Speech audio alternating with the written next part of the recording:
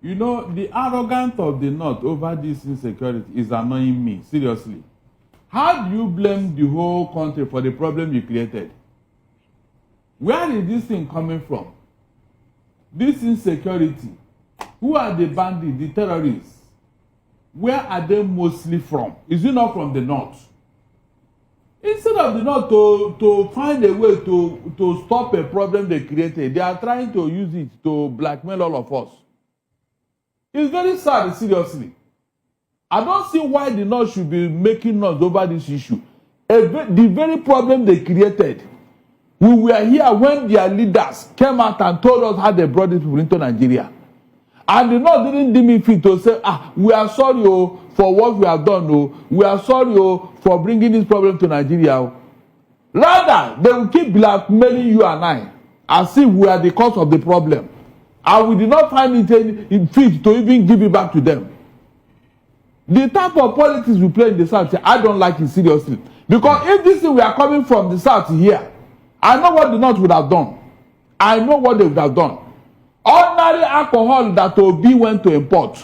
They said because he imported alcohol, that the Muslim North will not vote for him because they don't drink alcohol. Can you just imagine? But you that brought terrorism into Nigeria, and we have been suffering of this for 15 years now, you are not ashamed for what you have done. You are not even apologizing to us. Every time you be making noise, if you don't solve insecurity. Who created insecurity? When Jonathan wanted to stop it, it was this same you Northerners that was writing letter, writing everything. You want to kill the North. You want to do this. You were writing memo to international community. Why is it that the North always use this security to blackmail all of us? And nobody can give it back to them from the South here. Who brought this problem into Nigeria? Is it not the North? Is it not the North, for God's sake? Why are we not calling a spade here? Okay. Let them stop that thing, please. It annoys me. Let them stop it. Let them face their leaders over there. Let them face their leaders and stop insulting our intelligence. Why should they be talking like that? You see, anybody who comes to pretend that he wants to solve the problem of Nigeria and does not, in all honesty, address the Fulani leadership mentality or the Fulani entitlement mentality is not ready to fix the problem of Nigeria. I saw a cleric the other time who was angry about the choice of General Christopher as the new defense minister. He was visibly angry, but I wasn't really captured by his anger. I was captured by the statement he made. He said that Nigeria belongs to them. Nigeria was promised to them, and Nigeria was handed over to them by their father, Uthman Dan Fodio. He said it. He said it loud and clear. And I'm like, oh, so this thing when they talk, not true. Now, we must understand that the Fulanis are not even intending to grab a part of Nigeria. They want all of it. They want all of it. All the chaos we are currently witnessing is a deliberate and anxious, mischievous action towards getting the whole of Nigeria under the control of one tribe, the Fulanis. And until we come to terms that it is time we threw away our petty quarrels, Igbo versus Yoruba, North versus South, and identify the real problem that the Fulanis want to make themselves as a superior being in this country, then we are not prepared to solve this problem yet. For instance, a Fulani man gets to unalive somebody, he is sentenced 15 years, 20 years. An Igbo man commits a lesser offense, he's given life imprisonment. And the person reading the judge even say that they are even helping you. They are helping you because it will have been death sentence. I'm talking about the Nnamdi Kanu's case. Then there's the case of Sunday Jackson, somebody who fought to defend himself. And as at the time, the only way he can protect himself is by, unaliving the next person. Otherwise, he's given the death sentence, which means in this country, if you are not a Fulani man and you are accosted by a Fulani man, it better just say, here am I, unalive me. You can see, I heard the other man in Kano, one video from Kano saying that out of the 45 local government in Kano state, only 10 is headed by Hausa people, but the rest 35 is headed by Fulanis. And in all the local government in Kano state, there is no local government that the Fulani has a higher population above the Hausas. Well, as for that, that's going to be a video for another day. But if you truly want, if you truly want to get the sympathy, then you must start aligning with people that are necessarily not of your religion. Because the Fulani, for me, I may be wrong, or correct me if I'm wrong, used this religion to bring you together, Hausa Fulani, because the religion knits you together. But in truth, even in the mosque, you are not allowed to be head of the mosque. In your local government, you are not allowed to be head. In your state, you will never become governor. So what's the alliance all about? Brotherhood of superiority complex, or brotherhood of one senior, one junior? I don't know. You tell me. I don't know. But you see, if we must solve the problem of this country, we must have a leader that will look the Fulanis in the eye and say, look, we are going to stop this mischief of Fulani, blackmailing the rest of Nigerians to accept their whims. It is either the way they want it or the highway. Well, we must be ready to take the highway with them. When I see people tagging the Igbos, calling the Igbos to be the problem of Nigeria, hating the Igbos because of their quest for freedom, and see them as the number one problem that want to split the country, I laughed. Simple because they don't know history, they don't understand who is the main problem. I lived in the north for good 10 years. I did my national youth service in the north. So I have a bit of information of the northerners with me. Understand? So if you can get the book of Shehu Sani titled The Killing Field, if you go through that book, you know that north are the main problem, not the Igbos. So when you're talking of separation of this country, the North are doing their own groundwork. The North are preparing themselves gradually. But the only problem is that Ojukwu made it open. And ever since then, Igbos are keep on clamoring, give us our space, give us our own land, we want to go. But the North, if you look deep, today in Nigeria have their constitution. The North have their own constitution, the Sharia constitution. And they are practicing it in the North. And the government of the day are not saying anything. You have people's business, like the alcohol business, being destroyed in the North. Whereas their own business thrive here and there, all over the country. The same brewery company that produces the alcohol drink that they destroy pay tax to the Nigerian government, and when allocation is being shared, the North still collect the share of the allocation accrued from the tax of the alcohol providers or brewery producers. Today, fighting the Boko Haram, they say fight against the Boko Haram is fight against Allah, and they say that the Boko Haram are the freedom fighters of the North. Different ideologies, different talk from different persons in the North, but nobody is seeing them as people who are making wave of separation. And that is why any little thing they will tell you that if this happened today, we will break up. If this happened today, we will break up, because they have been piling their own movements. Remember during the time of Jonathan, how many barrels of oil, stored drums of oil or reserve oil in the North that was sold, and they were not pleased. This is one of the reasons they pushed Jonathan out of the power, if you don't know. So the North are gradually doing their thing, waiting for the D-Day. Eventually today they say that Biafrans are no more. that the Igbos have gone, the North will be the second before you even talk of the Yorubas. Understand? The Yorubas will not even know when the North will say, Kalas, Madana Yakari, Bahama Chikwanang Hadwan Kuma, Muni Mehanyamu, Tunde si Igbo Sura Budemo, Mumamura Bude Kuyorubawa. But everybody is tagging the Igbos as the head, as the problem of the Nigeria. I want to tell you that it's head no. And that is why you see, they want to reduce the force of the Igbo. That's why they keep on sending their military to the southeast. They want to reduce the force of the Igbos.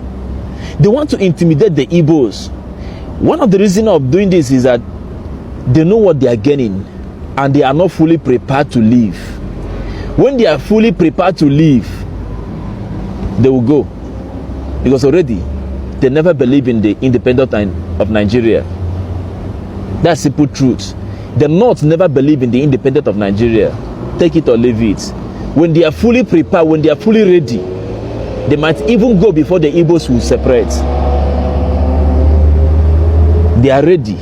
They are preparing. But the Southeast leaders, political elites, are the main problem we are having. If not, this is just a simple thing to do and go our separate ways and begin to develop. Take it or leave it. The Igbos are not the problem, but the North. Why are they doing all that they are doing today? Both the religious, ethnicity cleansing in the North, allowing the Fulanis and the rest of them to take over, because those ones will constitute their major army. But the Southeast are pampering them, clapping for them. If time is not taken. Let me tell you one big strategy of these Fulani people. These Fulani people in the whole world, there's only one tribe that they can manipulate. There's only one tribe that they always convince. And you know how they used to convince them? Religion. Their best strategy that they used to invade is to hide behind two tribes that have a misunderstanding. They back up the weak ones to rise against the stronger ones. And afterwards, they'll run the weak ones and do what? And steal lands and start pushing the weak ones away and occupying their lands. And secondly, they use religion. That's their biggest strategy. When they go to a country and decide that, then they know that this country, religion cannot divide, tribal conflict cannot divide them, then they will do what? They will start using religion, because they know that religion is something that is powerful, that people respect so much. That is the second strategy they use. And put in mind, they will start doing that. The tribe that these Fulani people can easily manipulate is the Hausa tribe. Yes, if you like it or not, that's how it is. Watch closely. Everywhere the Hausa people go and they find a stay, the Fulani people follows them there. Because in this world, they cannot manipulate anyone. The only the Hausa people that they can do, they can manipulate, they can convince. So everywhere they go, they follow them over there to use them to steal lands. So Ghana, beware and be careful of what you guys, the carelessness of what you guys are doing, because it will not bring a proper result. Yeah. And we will not stop this case today, tomorrow, and forever. I can for Mama now, because a man will be bar a man will be coswa. Forget about whatever people are saying. That is the truth. And I'll tell you why in the next video. Don't forget to go and follow my backup accounts. That's the most important thing to me. Okay, go and follow it for me. Thank you. And go and subscribe to my channel.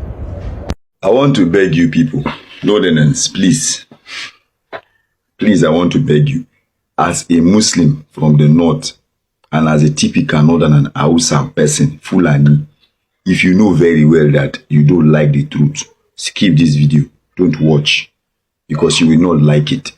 What I want to say, you will not like it. Just skip.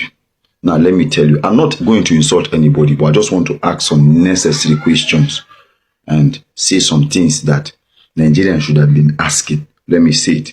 Now, in Nigeria today, one of the most respected men in the northern region of Nigeria is the Sultan of Sokoto. Yes. That is because he's a very respected monarch.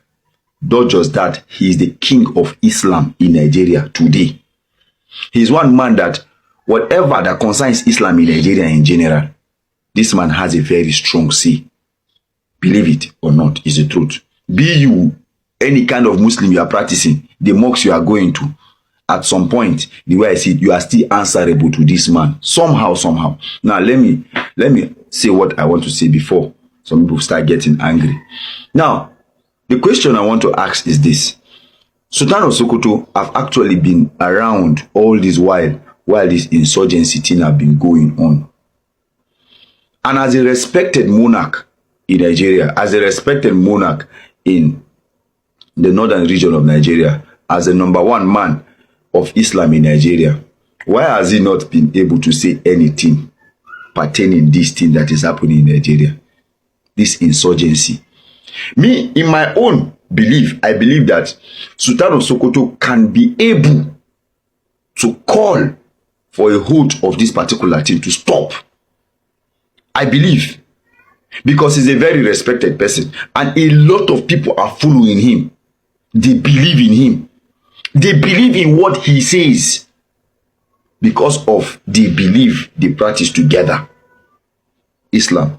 Now, going further, he is somebody that if today he cough, that something goes wrong, thousands of youth in the north will rally around him. And they will say, this one is our own. And they will try to see how they can actually make things work out because of his influence. Why has this man not come out to condemn this particular act that is taking people's life every day? Unaliving people. The thing have left the north now. The Fulani herdsmen have left the north. They are entering other region of the country.